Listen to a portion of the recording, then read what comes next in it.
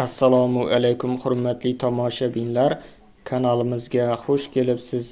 Kanalimizda yangi bo'lsangiz obuna bo'lib qo'yishni hamda videoroliklarimizni ko'pchilik uchun manfaatli deb bilsangiz bir dona like tugmachasini bosib qo'yishni unutmang. Shavkat Mirziyoyev va Vladimir Putin telefon orqali muloqot qildi. Shavkat Mirziyoyev va Vladimir Putin 22-may kuni telefon orqali muloqot qildi.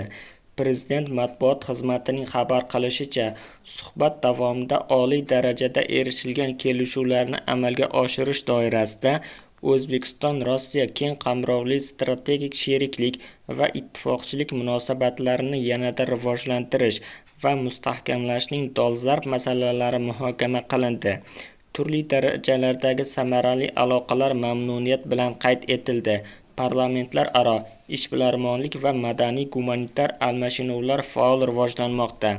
Tovar ayirboshlash hajmi barqaror o'sib bormoqda. Yil boshidan buyon 23% ga oshdi.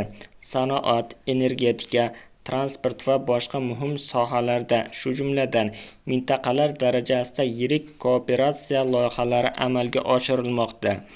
O'zbekiston va Rossiya rahbarlari bo'lajak ikki va ko'p tomonlama tadbirlar rejasini ham ko'rib chiqdi. Ikki davlat rahbari so'nggi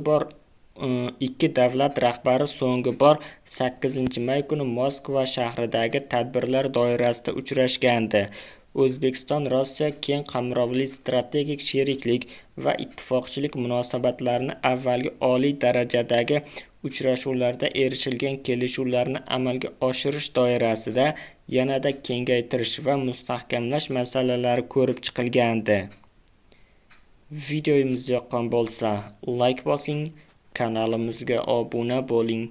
Manba: daryo.uz sayti.